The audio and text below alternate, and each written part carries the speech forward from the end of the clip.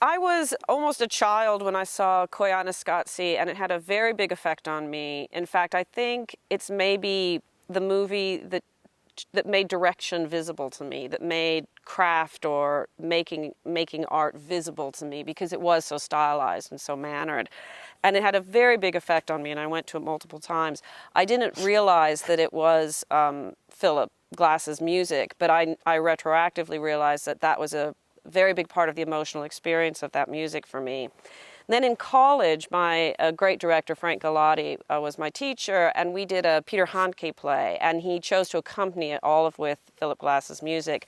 Then, much to all of ours great thrill, the ensemble, the Philip Glass ensemble, came to campus later that year, and we sort of wept in the seats, recalling our play and the effect that music all had on us. When I became a director and so forth, I mean, it kind of became a goal of mine to meet Philip Glass and trick him into liking me and make an opera with him once I'd started doing operas. And that all kind of came to pass. I was asked to do an opera of his called Akhenaten, which had only had 2 productions before. And I took it because I wanted to meet him. I mean, I liked it very much, but my long-term goal was to write a libretto for him or with him and make something with him. And that all came to pass. I was very scared when I first went to meet him, and then he looked exactly like Philip Glass, and he sounded exactly like him. And we kind of really got along. And he said to me quite early on, you know, you and I ought to make something together, and let's not wait for these opera houses, because it's always a 5-year lead time.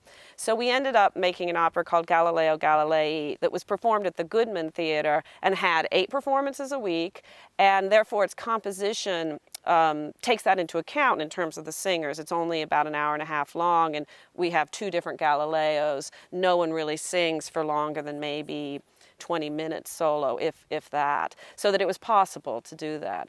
And then I asked him just to compose some music for a play of mine, and you know, I've sort of known him ever since.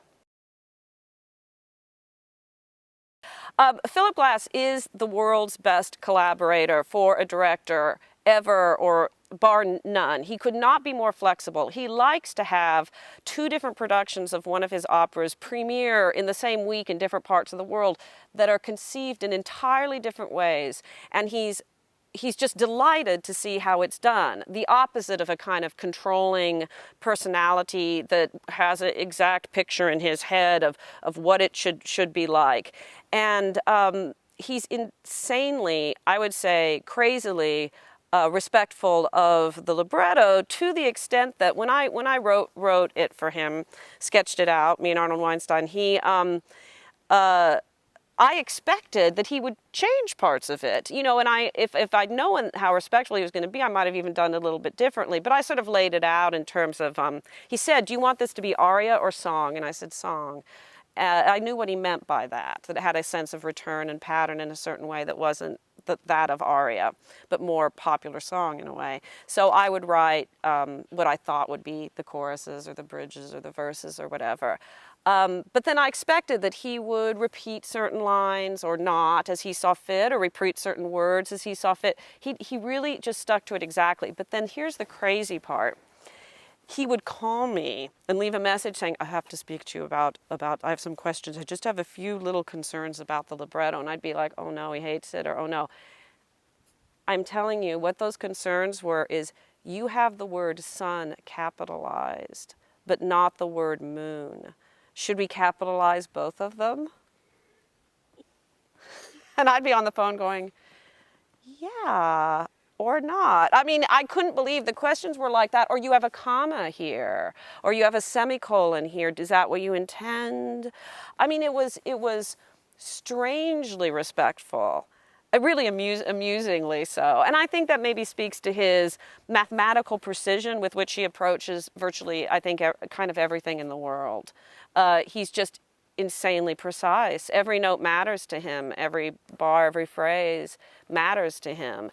And he was attributing to me the same kind of care in my like little scrawling you know, sketch that I thought that he would probably do something with, or that would go through many revisions. He was according the same kind of precision to it. You know, musicians are more like that. Music is very precise as opposed to spoken language, which depends on its inflection and all kinds of other dynamics and context to gain its meaning.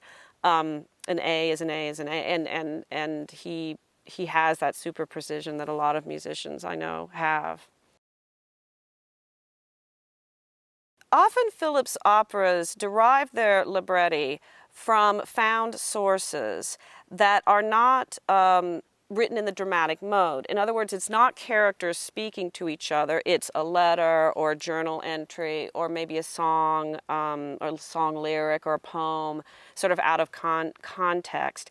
And yet Philp tends to create or put those characters in somewhat dramatic situations. So it's a sort of unreal place that you're in. You're not quite in a narrative space, but you're not entirely out of one.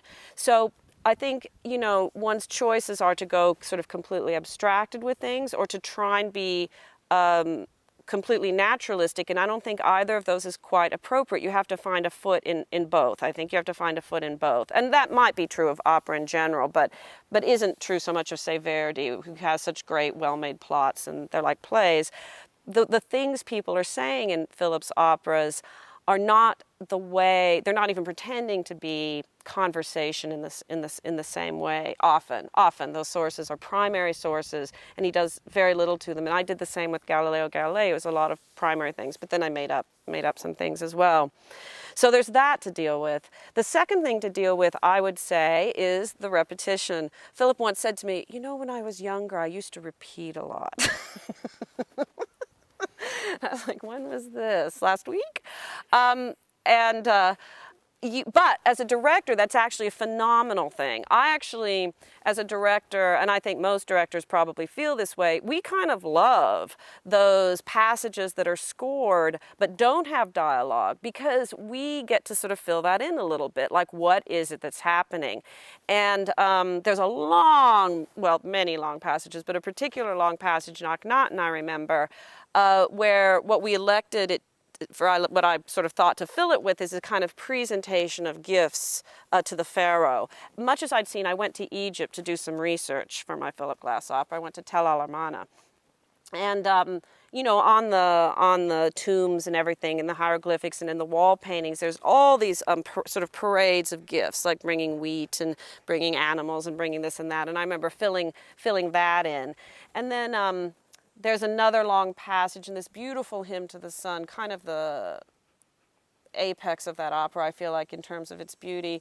And I remember saying to Philp, because, you know, the things that I'd seen of his that had been staged had a more austere aesthetic, I would say. And I'm actually quite sentimental. And I said, I'm going to have him walking in this field of wheat.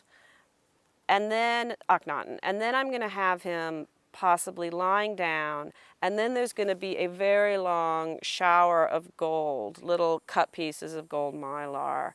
And I said, is that too, I mean, that's very sentimental. He said, well, I'm very sentimental, which I thought was really interesting, because I think because of Einstein on the Beach and some earlier work, people might think of him as, you know, more austere or measured in some way. Very, very moving, but through a different route. But I'm sort of pictorial and a little bit narrative, and like pretty things. And he very much does too, actually. He has such a wide range of love in all ways, and in the visual realm as well, and a wide range of acceptance that is so wonderful in a collaborator, and in an artist, and in a human being. I actually think that's a more sophisticated way to be than to have a very narrow palette of what you will accept in your art. You know, he has a very broad palette visually. And he's very modest. He turns it over to the director, and he's simply very curious to see what you'll do with it. I do remember in our first meeting in the hotel room, him sort of leaning in and saying, now, this is an important opera to me. It's only been done twice, and I want to be very involved. And I could tell that he wants it to be good and to be pleasing for sure. But he is so both attached in a loving way, but non-controlling in another way. It's kind of perfect as a collaborator. The one other thing I'll say about him, and this has been enlightening to me in working with other composers and just understanding how in the past how compositions were made. We tend to think of the composer, up in his room, and it's all complete, and it's all there, and it's all in his head, and it's all, it's kind of like written in stone, and that's it. But more than once, when we were doing Galileo Galilei, at one occasion, he had mistaken an instruction I'd given him. I'd said, Philip, I really need some time to make this transition. We have a big scenic change between these two scenes, so just write, be inspired and write there. Well, he mistook where I meant, and he did it in another place, which was fine. I can always, I love to fill something like that out and, make it work and all of that. But in tech, over and over and over, we could not make this huge transition happen in like the 11 seconds he'd given us, like 4 bars. It was nothing. And finally, and I should have just right away turned to him, but finally, after kind of exhausting the crew trying to make this change, I turned to him and I said, Philip, we just can't. And he said, oh, that's absolutely no problem. And I watched him compose, which was really beautiful. And I know that some people, maybe even listening to this, would think that there's something impure about that. There's absolutely nothing impure about that. The theater's a very impure place. And he very much takes into account that this is a spectacle and that it gains its meaning from its material being, and that he's hand in hand with that. And I'm quite sure other composers, were just as influenced by context and contingencies of the space and the time and the stars who wanted certain demands and the producers who wanted certain demands. We tend to take these works of art as fixed, closed, absolutely, that the composer is a sort of God on top of it all and got his way at every moment. And that might be true of symphonic music or pure instrumental music. But once you're on stage, a lot of things obtain that don't when it's just a quartet or a solo instrument. Philip is a man of the theater, and I think he would like to be described that way. He is very cognizant of all of the demands of a limitation of rehearsal and, what can be done on stage and what can't, and the challenge and the thrill of that. And he was married to a very famous theater director, and very early on he was writing music for the theater. And so I think he understands opera as something that takes place in an opera house and not just a recording. That an opera recording is a recording of an opera, but not the opera itself. The opera is something with a body. And it was just very delightful. I remember he was up in a box seat when I asked him, I said, Philip, I just need more time for this. And he just filled out the composition a little bit. He also, given his very, very mathematical and precise mind, I remember him sometimes asking me for almost exact minutes and seconds that we needed. And in that circumstance, we might have done a timing. He wanted to know like exactly 23 seconds, and then that's what he delivered. And I don't know if you know this, but if you ever see him play, or even when he's watching orchestra play, one of his compositions, he always has his stopwatch out. He has this little clock he carries with him, and he's very, very interested in the time variance from night to night, if it's precisely the same or if it's a little bit different. He's very interested in that. I think time is something that has possession of Philip in a particular way, a sense of time, as a almost material weight, or something with a body, in a way that not many of us it does. It's very highly developed in him, that sense of time, I think.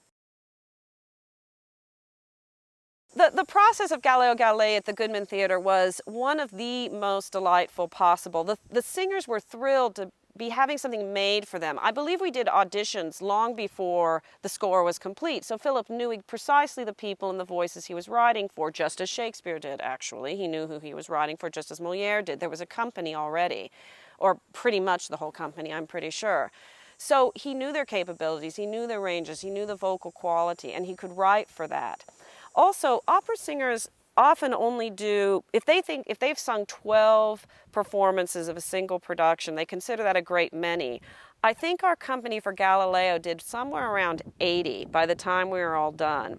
They became very close, and there's still a sort of company email. It's probably 8 years or 10 at least since that opera, and I still get sort of group emails from that group. They became very tight, and they could relate to each other in a particular way that often opera singers, in the way opera works, which involves a great deal of world travel and being here and being gone and being here and being gone, it works against some of that feeling of ensemble and any kind of permanent relationship with people.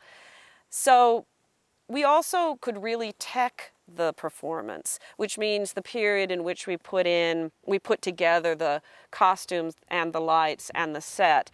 In opera world, that time is very, very constricted because it's so expensive, what with a chorus and everything. It's a very expensive time.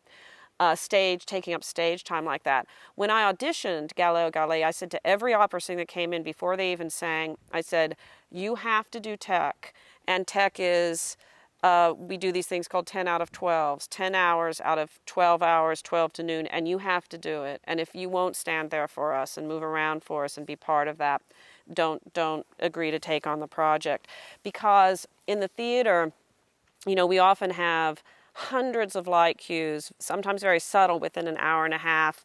Opera, not so much so. It's often a production that's 20 years old, and generally there's a few lighting looks, and then you're throwing a spotlight on the singers because you're not even sure where they're going to go because they're under-rehearsed. And by the way, this is not the singer's choice. They would like to be rehearsed. And I think just the grueling process of tech, okay, go back, stand there, stand there, stand there, which Philip stayed through all of as well, brings everyone together. You have a lot of time up on stage where it seems like nothing's happening, and you fill that time with joking with each other and talking and telling stories and talking about other operas you've been in, and it's a very binding experience. And they were all patient with it, and they all went through it. And as a result, we had a very, very subtly lit, beautifully lit show. It was lit like theater instead of how opera is often lit, which is sometimes really gorgeous, don't get me wrong. The scale is so gorgeous, and some of the most brilliant lighting designers in the world are in opera, but they don't quite have the time to have a sort of precision unless they're working somewhere that allows them that, and there are houses that do. His music is very, very emotional to me, and I know for many people they don't feel that and they don't hear that, but there's something about its almost incantatory quality and the way it modulates so slowly over time. It both carries forward and stays in the same place at the same moment. It reminds me of the tide a little bit, or the wind on the water a little bit, a kind of endless and yet varying pattern, like the light on the water, that I can watch forever, or the breeze in the ferns. There's a similarity, but there's this infinite, subtle, it feels like it's not random patterning, because then it resolves, then there's always this moment of you feel the resolve in it, or the resolve always pressing forward. I don't have technical terms to describe it myself. I'm not enough of a musician to be able to do that. But I do know that it operates, I feel, in some unspeakable place of melancholy for the most part, and of eternity in some way. I just find it deeply, deeply effective. And I'll tell you what, when I hear it on the radio, I always know if it's Philp playing or not. And it makes a big, big difference. Philp playing his own music, there's nothing like it. I don't feel like any two notes are struck with the same weight. And so even though there is all of that repetition of the arpeggios and so forth, the chords, there's such an infinite tenderness in the touch on the keys and such infinite variety that somehow, because maybe something else is simple, that complexity for me comes forward. In other words, performance comes forward, I guess, in that music for me. And I can always tell. I was in the car the other day and I heard it come on and I knew it was him playing, and it just caused me to write him and say to him again, I love you. Like I always do. You know, one thing that's like so flattering to me is, well, when we did Galileo Galilei, he had this outline. And he wanted it to be old Galileo blind, and sort of wondering if his blindness was a curse for sort of what he had seen, what he had perceived intellectually in the world. And he had 2 or 3 or 4 scenes, which in a not greatly imaginative way, and I hope he'll allow me to make fun of him a little bit, we're going to take place in a pool of light behind Galileo, you know what I mean, the pool of light play. And I thought, well, it won't be in any pools of light. But I suggested, because I learned that Galileo's father, Vincenzo Galilei, was a member of the Camerata in Florence who invented the form of opera as an intellectual exercise. And I was so thrilled by that fact. I said, we have to end with Galileo as a boy watching one of those operas that we will make up. And the opera will be about the stars, because they were often mythological subjects. So it will be the story of Orion. So our little opera ended with boy Galileo watching this, elaborately sort of pageant costumed opera where there's the sun and the moon and the stars and a ship. And there was a moment when he takes his little program and rolls it up into like a telescope and looks and watches the performance. And that was very profound with me, somehow, that the origin of the man being present in the child, and this sort of circular, like the solar system, this circular return of the old man and the child and the old man, and so forth. And then I went, he was coming to Ravinia with his orchestra, and so I went out to see him with my friend. And lo and behold, the symphony was called the Orion Symphony. And I asked him if that was inspired by it, and it was. And I feel like if I do nothing else in my life, I'm just so proud of that it inspired him. He's a real mensch, that guy. He's so self-possessed. He's one of the most I've met about 3 people that have that degree of self-possession. And whatever critics have to say about him, it has not made a dent. Like, it might irritate him, but it hasn't taken him from his course, a minute of a degree off course. Like, it just simply, it's like little gnats, on the surface of a great ship. And I want to be like that in my life. He's fulfilling his own idea of what he should be and what his music should be, not anyone else's. And there are people that adore it and people that can't stand it, and those who can't stand it, can go their own way. It doesn't matter, And I just find that really beautiful. And it's not a fraught thing. It's not like he's not actually secretly defensive. It actually is a light thing to him, or even a somewhat amusing thing, and then a somewhat perturbing one too. I think when he was younger, it was more perturbing to him, perhaps. Well, I'll tell you this, one is likely to run into Philip Glass on the subway in New York. I have many times, with his yoga mat rolled under his arm, going to his 100-year-old yoga teacher. And everyone in the neighborhood knows him. And he's a vegan and eats little seeds and little things. But all the local restaurants, when he comes in, know exactly what to serve him. And I do remember that I was sitting at a cafe near his house with him once. And a guy went by in his 20s, he went, hi, like that, and he went, hi, and he said, oh, that was my son, and then just went on. And, because they all live in the same neighborhood, they see each other sort of constantly. He's very much in his own head, but he is also has a big and sort of close family. and a sort of various family as well. He could tell you this himself. He sets aside certain times of the day to compose that are very rigorous, and he just sits down to do it. And then when he's done, and he is with people. Although he also says that some people say that he's in Philp's in music world, and he will sort of go off a little bit. But you know, he's just a remarkable person and a really, really great guy. He's a great man. He really is. And, you know, I just try to imitate him in his calm and his passion, which is a way also, I suppose, of describing his music. It has both of those elements at once.